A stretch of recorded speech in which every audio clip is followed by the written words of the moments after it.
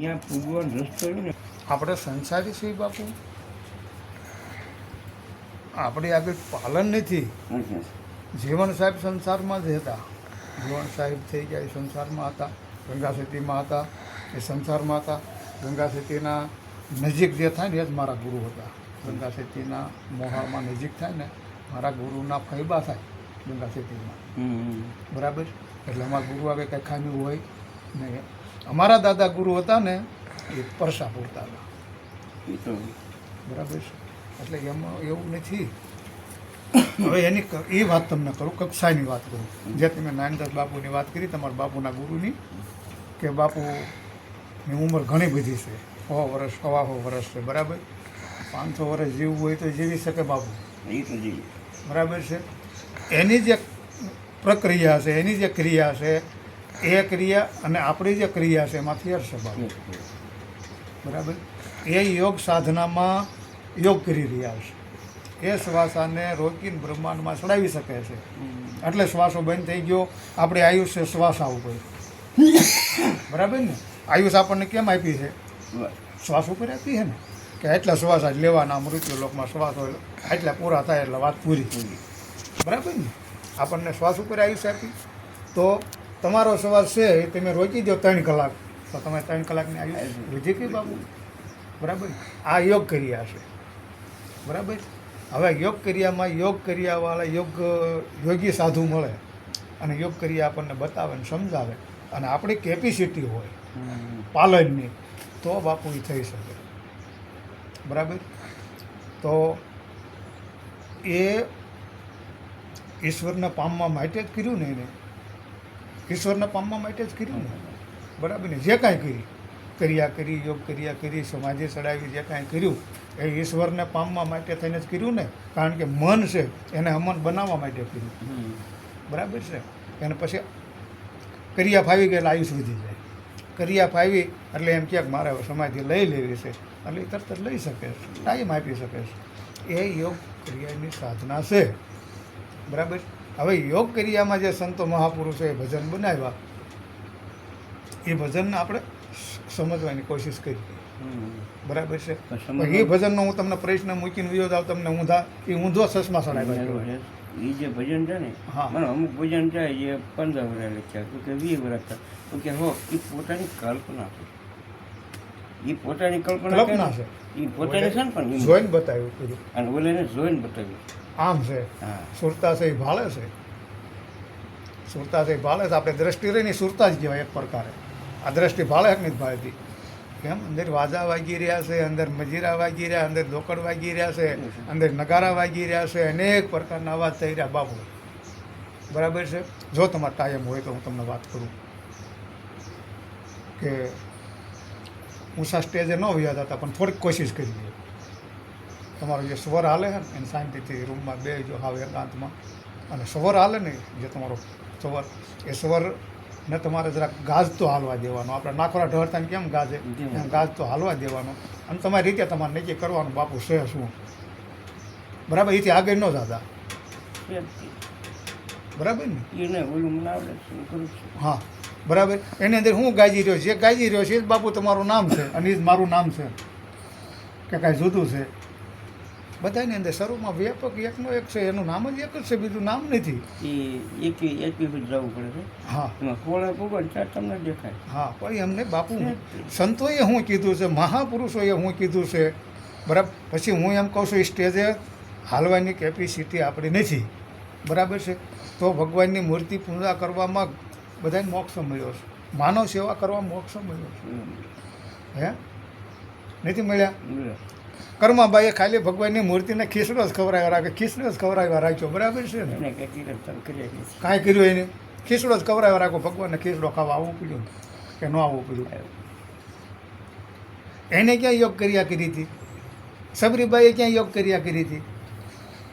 એ યોગ ક્રિયા કરી હતી નહીં. એને ભગવાન મળી ગયા. પ્રહલાદને યોગ ક્રિયા કરી હતી. પ્રહલાદને નહીં આવ્યા, એને ખાલી સમજાઈ ગયું કે જ્યાં જોવું ના ભગવાન હશે, બીજી કોઈ વાત જ નથી. આટલું જ એને સમજાણું. થાંભલામાં બધ ભરી, તો થાંભલામાં બધ ભરી ભગવાન પ્રગટ થયા ને.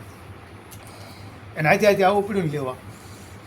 જેટલા મહાપુરુષો સંતો થઈ ગયા ને લેવા આવ્યા છે ભગવાન, બરાબર છે, એ દ્રષ્ટિ આખી અલગ છે. એ પણ આ બધું એવો ખેલ છે બાપુ, એવો અટપટી ઈશ્વરે એક રસના માયા બનાવી એને કોક જ સમજીએ કે બાકી સમજાય એમ નથી બાપુ. બહુ નિર્મળતા, બહુ વિવેકથી બુદ્ધિ વાપરે તો જ એ વાતને સમજીએ કે એમ છે. નકર કારણ કે વાણી છે યોગ 4 પ્રકારે વાણી બની છે. હવે 4 પ્રકારની વાણી લઈ 4 પ્રકારની વાણીનો આપણો અનુભવ જ નથી. યોગ ક્રિયાનો અનુભવ છે આપણો. આપણે સમાધિ ચડાવીને બ્રહ્માંડમાં શ્વાસો ચડાવીએ કે એમ છે નહીં. તો આપણે અહીંથી નિશ્ચિત કક્ષાએ રહીને ઈશ્વર ભજન કરવાનું. જે ગુરુએ શ્વાસાની ગતિએ ભજન આપ્યું, ભજન કરી વાળો જીવન સરળ બનાવી નાખો. ડર કોનો છે? આ કાનૂન સરકારે બનાવ્યો, એ કાનૂનના વિરોધ હાલો તો તમારે ડર છે ને. નકર બીક છે નહીં બાબુ તમારે. મારે છે નહીં બીક છે. તમે રોંગ સાઈડ હાલો તો તમને ઊભા રાખવાના છે, બરાબર ને. તમે ન કરવાનું કાંઈ ગામમાં કરો તો કોક આવીને મારવાના છે ને કહેવાના છે ને. બરાબર, તમારે કાંઈ કરવું જ નથી. એક જીવન જ સરળ બનાવી નાખ્યું છે તો તમારા ઈશ્વરને સેટું ક્યાં છે આમાં? એક ભરોહન વિશ્વાસે હાલી જાવ ને, એક ભરોહન વિશ્વાસ, બસ ઈશ્વર જેમ કરાવે એમ મારે કરવાનું છે. અને એ સત્ય હો, જે કાંઈ કાર્ય કરું ઈશ્વર કરાવે એમ મારે કરવાનું છે. અને એમાંય હું નિમિત્ત છું. હું કંઈ ઠાકર પૂજા કરાવું છું એની ઈચ્છાએ કરવું છું. એની ઈચ્છાએ, એની ઈચ્છા ન હોય હું થોડા મંદિરે આવી શકું. એની ઈચ્છા છે એટલે આવી શક્યો. મને તો એક નિમિત્ત બનાવ્યો છે, બરાબર ને. હવે ભગવાને બનાવેલું ફૂલડું છે, બગીચો છે, એ ફૂલડું ભગવાનને આપણે તોડી અને ભગવાનને હાર પહેરાવી ફૂલડાનો. એ ફૂલડું મહેનત મેં બનાવ્યું છે, એને બનાવ્યું છે. તમારે તો ખાલી નિમિત્ત બનવાનું છે. એનો હાર બનાવીને ભગવાનને પહેરાવો એ તમારો ભાવ છે. એ તમારો ભાવ છે, એ જ ભક્તિ છે બાબુ. ભક્તિને ગોચ્યો કેવા કેવા પ્રકારે જે તમે આરતી કરો છો ભગવાન, એ તમારો ભાવ છે. તમારો ભાવ ભળે તો ભક્તિ છે. મેં ભાવે રે ભોજન બનાવ્યા રે પ્રભુ, તમે જમવાને આવો. ભાવથી ભોજન બનાવ્યા છે. નકર જેટલા જેટલા કાંઈ સંતોએ વાણીમાં જે લખ્યું છે, થાળ લખ્યો છે, એ થાળ પ્રમાણે ભોજન નહોતા બનાવ્યા, એને ભાવથી બનાવ્યા બાબુ. શાક રોટલી ને સુરમાના લાડુ આટલું બનાવતા, પણ એને ભાવથી બનાવ્યા હતા. કાંઈ ખીર ને પૂરી ને ભજીયા ને આ ને એવું બધું થોડું બનાવ્યું હોય. ભાવથી ભોજન બનાવ્યા, પ્રભુ પ્રેમથી જમવા આવ્યા. બધી ભાવની વાત છે. ભક્તિ છે એ ભાવની છે બાપા. ભક્તિ કે હું ભાવની ભૂખી જુગો જુગ વાટ જોતી, જોત જોતામાં ભૂલાઈ ગયું મને. કારણ કે એમ સંતો મહાપુરુષોએ કીધું એમ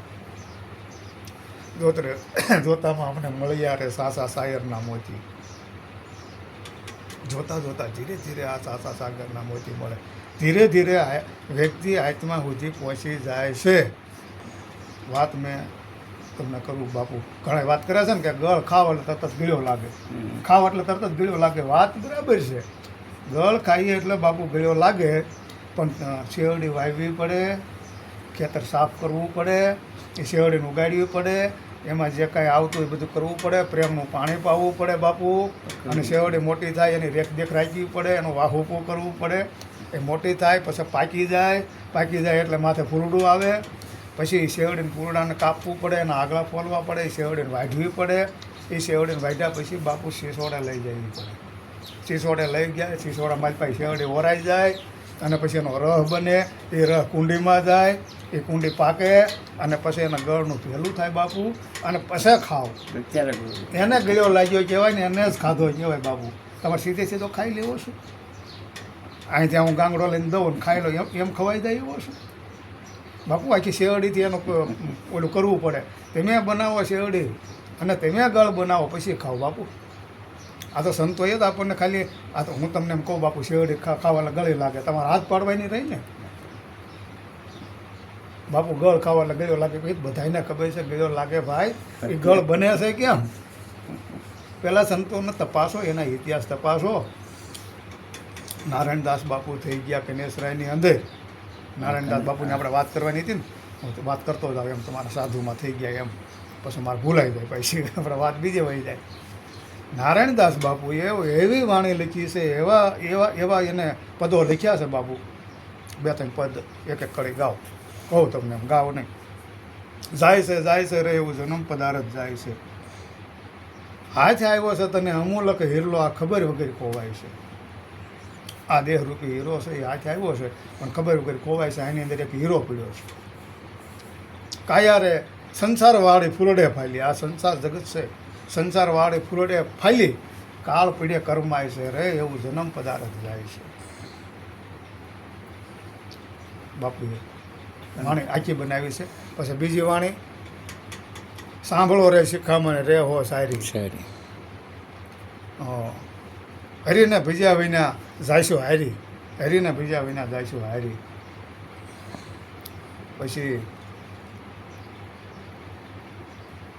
શું આવે છે? હરીને ભીજ્યા વિના જાયશું હારી. આ તનમાંથી નિંદ્રાને ત્યાગો. બાપુએ વાણી લખી છે, બરાબર છે. ઘણી પ્રકારની વાણી લખી છે, ઘણી બાપુએ. જે નારાયણદાસ બાપુએ મોરલો રે મૃત્યુ લોકમાં આવ્યો રે આવી ઉતર્યો શીતળ સાયે. આ મોરલો મૃત્યુ લોકમાં આવ્યો. 5 રે ઘોડેલાનું જોયડું આ વેલડું હાકે એમ હાલે સવાયો રે મોરલો મૃત્યુ લોકમાં આવ્યો. આ મોરલો છે મૃત્યુ લોકમાં આવ્યો. નાભી રે કમળથી ઉડ્યો મોરલો. ક્યાંથી ઉડ્યો છે આ મોરલો? ક્યાંથી આવ્યો છે? નાભી કમળથી. કોના નાભી કમળથી? મારા માતા પિતાના હિસાબે. આ મોરલો મૃત્યુ લોકમાં આવીને બેઠો શીતળ સાયે. આ મોરલો મૃત્યુ લોકમાં. નારાયણદાસ બાપુએ આવા ભજન લખ્યા છે. આત્માને ટચ કરે એવા ભજન લખ્યા નારાયણદાસ બાપુએ, બરાબર. હા, કનેસરા નારાયણદાસ બાપુ થઈ ગયા, મહાન સંત થઈ ગયા. અત્યારે કનેસરા નવું રણુજા કહેવાય. હવે એ નારાયણદાસ બાપુ ટૂંકમાં વાત કરું છું કે અહીંથી રામદેવ પીરને બહુ માનતા હતા. રામદેવ પીરને આપણે સુબી છે એ હજી છે હયાતમાં નારાયણદાસ બાપુ. એ રામદેવ પીરની સુબીને ગોખલામાં રાખીને પૂંજતા હતા. રામદેવ પીરને જો અહીંયા આત્માનું જ્ઞાન લખ્યું છે અને પણ રામદેવ પીરની પૂજા કરે છે. તમે સમજો વાતને. વાત આપણા બે વસાળ છે. તમે આ ન સમજતા એના કંઈ વાત નહીં કરવાની. જેને મૂર્તિ પૂજા તે કાઢી નાખ્યું જેની આગળ વાત જ ન કરવાની હોય એના વાત સમજાય એને. નારાયણદાસ બાપુ અહીંયા રામદેવ પીરની પૂજા કરે છે. અહીંયા આત્માના ભજન લખે છે, બરાબર. અને પાછા ભજનની વાણી બોલે છે અને પાછા એ ગામને સમજાવે છે. એના હારે બેસનાર વ્યક્તિઓ છે હો. એને મળેલા ને એને રૂબરૂ વાત છે. મારી એનું પુસ્તક છે, એને પૂરાપૂર રામાયણ પણ લખી છે એમના દીકરાએ. તો નારાયણદાસ બાપુ અને બે અમારા કોળીના બાબા હવે એ રણુજા હાલીને જાય છે. સાંભળો, રામદેવ પીરના દર્શન કરવા માટે રણુજા હાલીને જાય છે. એ સમયમાં 200 વર્ષ જેવું થયું છે. 200 વર્ષ જેવું થયું, બરાબર. એની અત્યારે 3જી પેઢી છે. પણ એનો જે ઇતિહાસ હોય આપણા બાપાનો બની ગયેલો હોય તો આપણે કે હયાત જ હોય એવો જ હોય ને. તાજી જ વાત હોય ને. આપણા બાપા વખતે બન્યું હોય ન તાજું હોય, જેવું હોય એમ જ હોય ને. અને પાછું પુસ્તક જેમ સેમ લખેલું છે. અહીંથી રણુજા આઈલીન ગયા. હવે રણુજા આઈલીન જાય છે ત્યાં મુસલમાન મળે છે અને બરોબર એને પૂછે ભાઈ અમારે મંદિરે જવું છે એમ. શેરી પુલાને મુસલમાને અવળું સીંધી દીધું અને એને એમ થયું કે આને લૂંટી લેવા છે, બરાબર. એટલે મુસલમાને શેરી સીંધી દીધી. એ શેરીએ ગયા. જેમ આગેરા ગયા ને કે આ મુસલમાન નીકળી ગયો આગળ અને ના જઈને બધા 4-5ને તૈયાર કરી વાળ્યા, બરાબર છે. 4-5ને તૈયાર કર્યા એટલે આ જે હાલ્યા જતા ને એટલે હામાં મુસલમાન આવી ગયા. સરિયું દેખાડ્યું હોય એ કાઢી ગયું બધું, બરાબર. એટલે નારાયણદાસ બાપુએ તરત જ રામાપીરને સમેર્યા. રામાપીરને સમેર્યા એટલે આમથી સફેદ કપડાં, સોવણી અને જભો, સફેદ કપડાં જેમ સેમ રામાપીર ન આવ્યા. સફેદ કપડાં પહેરી, ઘોડો અને હાથમાં ભાલું એટલે મુસલમાન ભાગી ગયા. હો ડેલી ગીરી ગયા કે બાપા કેમ પાસે જવું છે? કે ભાઈ અમે બાપાના દર્શન કરવા આવ્યા છે કે આ મંદિર અહીંયા આવ્યું કે આ શેરીમાંથી આમ વ્યા જાઓ. એટલે એ શેરીમાંથી આમ વ્યા ગયા અને આ અદ્રશ્ય થઈ ગયા. આને ખબર ન રહી. એને એમ થયું કે આપણને કોઈ વ્યક્તિ આવ્યા તો એને સાચું કર્યું ને સારું કર્યું. આપણે મંદિરે પહોંચી ગયા. હવે અહીંથી રામાપીર આપણને પાછા પોગાય છે. એમ કરતાં કરતાં મંદિરે ગયા. મંદિરે જઈને અને દર્શન કર્યા બાપાના, રામદેવ પીર બાપાના. ત્યારે એવડા એ જ ભાઈના બેઠા બેઠા પરિષદ આપે છે. એટલે એને પગ ઝાલી લીધા. બાપા હવે વસન આપો કે શું મારું કનેસરા રણુજા બનાવો, બસ એક જ ઈચ્છા છે. મારે કોઈ જાતની ઈચ્છા નથી. ગરીબમાં ગરીબ નારાયણદાસ બાપુ લોટ માગવા જાય તો લોટ મળે એમ નહોતો. આ ભાઈરાની એ ગામના છે કનેસરાના. નારાયણદાસ બાપુને એમ થયું કે આ ગામમાં છોકરાઓને જમવા મોટાઓને જમવા માટે નથી હાથ કાલ પડ્યા હતા. મારે લોટ માગવા જવાય નહીં, ઘણા દિવસો ભૂખ્યા રહેલા છે નાનદાસ બાપુ. આવા સમય આવી કેપેસિટી નાનદાસ બાપુ. એને રામદેવ પીર આગળ માગ્યું, કાંઈ જોતું નથી બાપુ, મારું ગામ રણુદા બનાવો. અને બાપુએ એને વસન આપ્યું રામદેવ પીરે કે હું તારી ઘરે દીકરો છે, એની ઘરે દીકરો થાય ને અને એને આપ જે રાખી છે નિશાન છે એટલે એમ માનજે ગ્રામર પીર આવ્યા. બરાબર છે, નાથી બાપુ વી આવ્યા, હાથમાં કેમ હોય વી આવ્યા, જેમ સેમ વી આવ્યા. પછી એમ કહે છે કે દુષ્કાળ પીડ્યો અને દુષ્કાળમાં નારાયણદાસ બાપુને ચોકડીએ રાખે નહીં.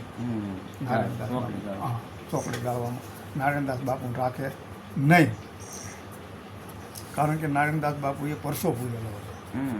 એક ભાઈને પછી રાખી થઈ હતી ને નારાયણદાસ બાપુએ રાખી લઈ લીધી હતી. એટલે નારાયણદાસ બાપુ પગ દુખતો હતો ને એટલે એને ચોકડીએ રાખ્યા નહીં. પછી ક્યાંય માગવાનો થાય ને એમાં હુતા હુતા ભગવાનને ઠપકો અપાઈ ગયો, એ વાલા આવી છે આવી સપન કેરી સાલ. સપનિયામાં કાળ ફીર્યો હતો, સપન કેરી સાલ રે વિઠ્ઠલજી જરા વિચારો, આવા નમેરા ચિત્ત થયા છો મારા નાથ, ત્રિકમ આવા વહમાં ટાણે, વીખતા ન મળે અમને અન્ન, ખાવા ન મળે દાણો, નથી જોતા મારે તારા લાખ કે 2 લાખ, એક સપ્ટેક આપો તો ઓદર કરીએ. આવું નારાયણદાસ બાપુએ ગાયું અને રામદેવ પીર તરત સપનામાં આવ્યા. એ રાખી જે મારી સુબીની નીચે તું જે પૂજા કરે એ સુબીની નીચે રોજ તાર રૂપિયો લઈ લેવાનો. જ્યાં લગન નવો દાણો થાય ને ત્યાં લગન તને રૂપિયો મળશે. એ રૂપિયો લઈને બાપુએ ગામમાં જમાડવાનું ચાલુ કરી દીધું. એ સમયમાં 1 રૂપિયો એટલે ઘણો થઈ ગયો. અત્યારના લાખ રૂપિયા થાય બાપુ. 1 લાખ ખર્ચો કરો તો આ ગામ જમી જાય. ગામને જમાડવા મળ્યા બાપુએ. રામદેવ પીર રોજ રૂપિયો આપતા હતા. હવે રામદેવ પીર રોજ રૂપિયો આપતા ઓટોમેટિક એ ગોખલા મળતો હતી. ગોખલો છે બાપુ, તમે આવો તો આપણે દર્શન કરાવીશું, એમાં કોઈ ઓલું નથી. જ્યારે યોગ પાઇક માંડ્યા હોય તો હવે એ નારાયણદાસ બાપુ અહીં લખે છે, જાય છે એવો જન્મ પદાર્થ જાય છે. આજ આવ્યો તને અમૂલક હિરલો, ખબર હોય ના કોઈ આત્માની વાત તો બાપુ કરે જ છે. તો અહીંયા રામદેવ પીર મળ્યા છે. આ બે શું છે, આ બે વસ્તુ શું છે, સમજવા જેવું છે બાપુ, છે ને સમજવા જેવું. નહીંતર આત્માની વાત તો એને કરી છે. એને કેમ ન કીધો કે આ બધું ખોટું છે એમ? હે, એને કેમ મૂર્તિ પૂજા કરી? એને કેમ રામદેવ પીર મળ્યા ને? મારીને તમારી કેપેસિટી નથી એટલે આપણને ન મળે. હું એમ કહું છું કે આપણે નિર્મળતાથી જેટલી થાય એટલી સેવા એ ભાવથી કરો. મળે ન મળે એ ભાગની વાત છે, ભાગ ઉપર છોડી દો. જીવન તો સારું જીવી જાઓ એટલું જ કહેવાનું છે બાબુ મારું, બીજું કાંઈ કહેવાનું નહીં. સારું જીવન જીવી જાઓ, નહીં ન તમે કોઈ નડો.